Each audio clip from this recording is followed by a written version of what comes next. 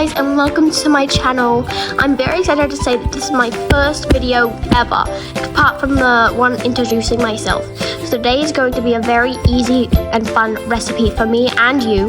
We're going to be making meringue cookies, and you don't need any piping bags, alright? All you need is some Ziploc bags, and let's get into it. Woohoo! Alright, so first things first, we're going to preheat the oven to 200 degrees Fahrenheit or 93 degrees Celsius. And now over to the counter, we're going to grab 2 eggs and place them in a bowl for later. Voila! We're going to grab a quarter cup of sugar and some lemon juice, salt, and those are all your ingredients, believe it or not. We're going to start with the eggs. We're going to crack them into the bowl, but we're not going to just crack them normally. No, we're going to separate the egg yolk from the egg white. I like to use the shell, but sometimes if I'm like wearing gloves, for example, you can also do it with your hands. I like to use my hands because they're the softest. They have like the softest skin or something. I'm not sure. All I know is that it's easier than using the shell. But of course, some people don't like to get their hands all icky and sticky, so I totally understand that if you want to use the shell, if you have like a special device or something. But there are some eggs that just crack and they don't stay in the yolk shape like this. So we're just going to slide that back in there because I didn't grab a bowl for the yolks. You can keep those for another recipe I'm going to do very soon. Or you can look up a recipe you can do with egg yolks. Now grabbing my friend the mixer, we're going to open that up with the whisk tool. You can also use the other tool, but I find the whisk works the best. We're going to pour both egg whites in there. Those are both egg whites. You need 2 egg whites, not just one, trust me, okay? Now we're going to put the yolk in there and the other yolk in there. Remember, 2 eggs. Now I'm cracking the other one. Right, okay, sorry. Again, separating the egg yolk from the egg white, like so. And again, using my hands for the reasons. And we're saving the yolks because I'm going to do a recipe with egg yolks very, very, very soon. So I'd really appreciate it if you stuck around for that. Alright. Now we gotta throw away the shells. You got that, Timothy? Throw away the shells.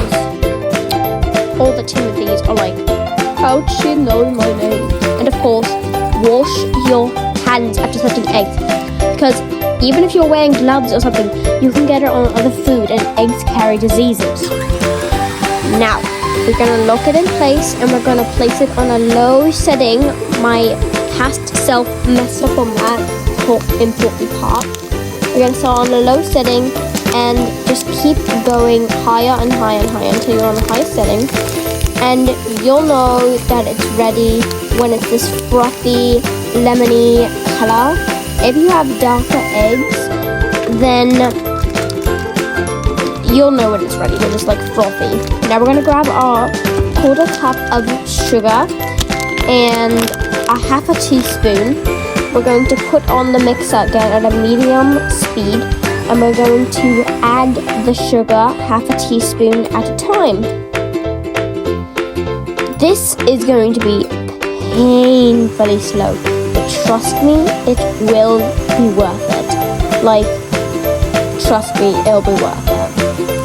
We're just going to put all this in, and this took a while. I know it's really fast here, but this took a while. Now you're going to whisk this, or like stir it, or whatever you want to call it, for about 2 minutes. Add a pinch of salt, and if you're feeling extra fancy, you can add another pinch of salt. Then you're going to add a quarter teaspoon of lemon juice. I did not want to measure it, so I just dumped it in. Don't be a sage, kids. Do not be a sage, okay? Sage can do her own things, thank you. Sage can be weird somewhere else, okay. Now we're going to turn it back on until everything is mixed up. Believe it or not, the sugar and salt will actually dissolve. Yeah, it's not going to stay like crummy and stuff. No, it's going to actually like dissolve. Right. Now look at that. That's how it's supposed to look. Stiff. Now you're going to take a little bit of the batter, put it on your fingers, and if you feel any grime, you're going to put it back in the mixer.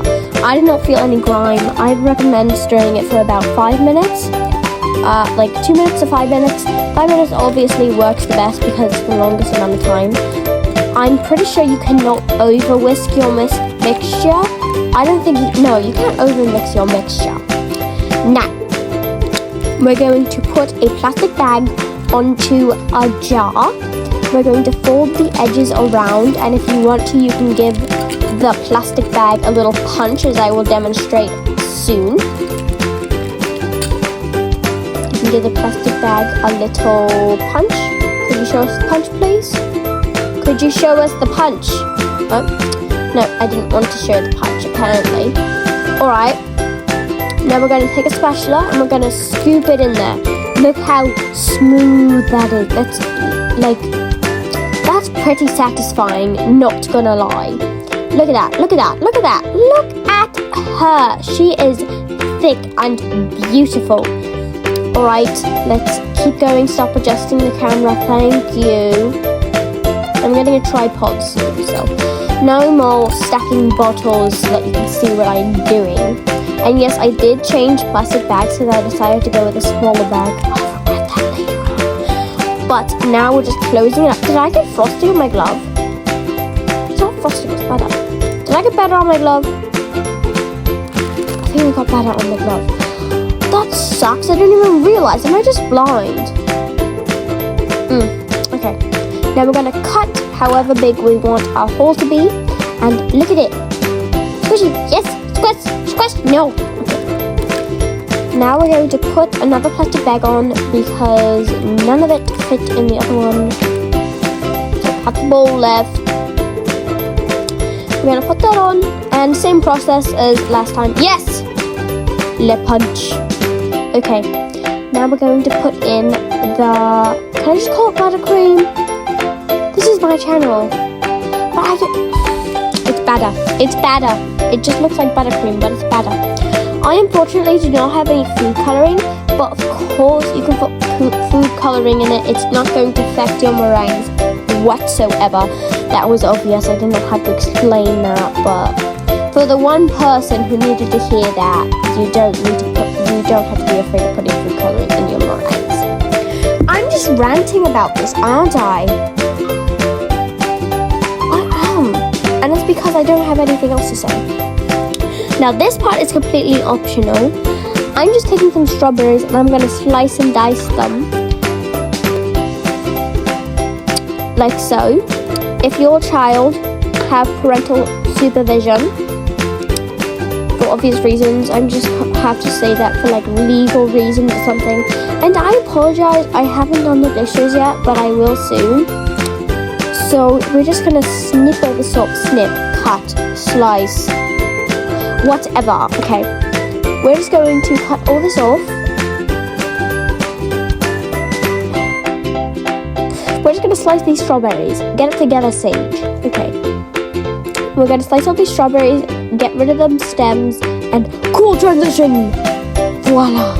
It was amazing. And now I'm just going to slice and dice them into smaller pieces. I put this in fast motion. Is it called time-lapse? It's called time-lapse, but I'm going to call it fast motion because I'm lazy.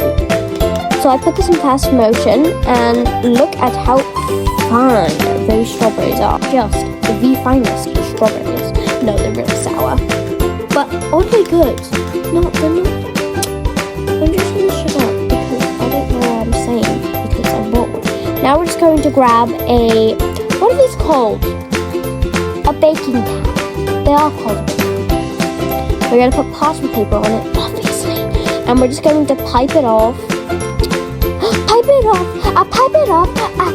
I pipe it off! I pipe it off! Sorry, okay. My camera decided not to focus. Thank you, camera. Thank you so much. It will focus eventually, promise. But we're just piping sort of equal piping things. It's very hard to get equal amounts. You try it sometimes. That's the point of this video.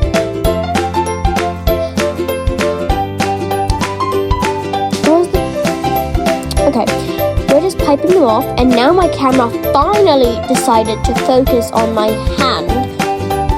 Like, what the heck? So we're just piping them out.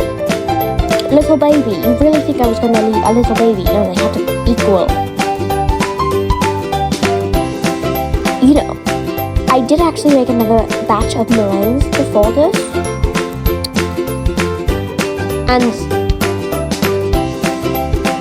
you know, I forgot what I was going to say, and I'm really mad. No, I remember now. It was the same size. No, it was a different size. It was a little smaller. Okay, I'm gonna shut up, but I can only fit like 4 meringues. And this is the part where I regret it. So I was like, I'm out of batter. I had to grab the other one. Yeah, and there was so much batter left in it. So I'm adding sprinkles now, and of course you can add whatever you want. Just keep in mind that you're gonna be in the oven for a long time, so it's probably gonna melt and dry out and stuff. Now I'm adding strawberries. Isn't that just adorable? I find it adorable. Yeah, they didn't look so adorable when they came out of the oven.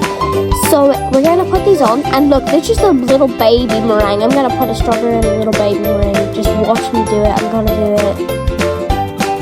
Do you see the little baby meringue? I'm not going to circle it, first of all, because I'm lazy. Second of all, you have to see it for yourself. There. I put a strawberry on the baby meringue. Now, I think my video froze. No, it didn't. Okay.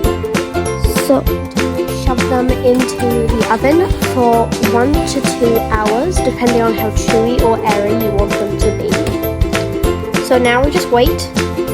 Oh, look. How fast was that? It's time to take them out. So I left them in for about 2 hours. And they were so airy. Like I said, they didn't look that cute when we took them out of the oven. Another tip, never open the oven when you're baking these.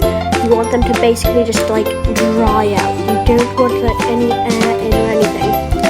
And another thing that I would realize later was don't cook them in humidity. Yep, this is what they look like.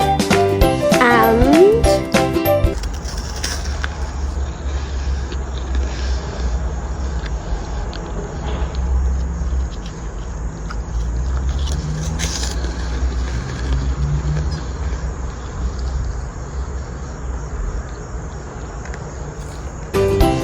you should definitely try them. Until next time, bye!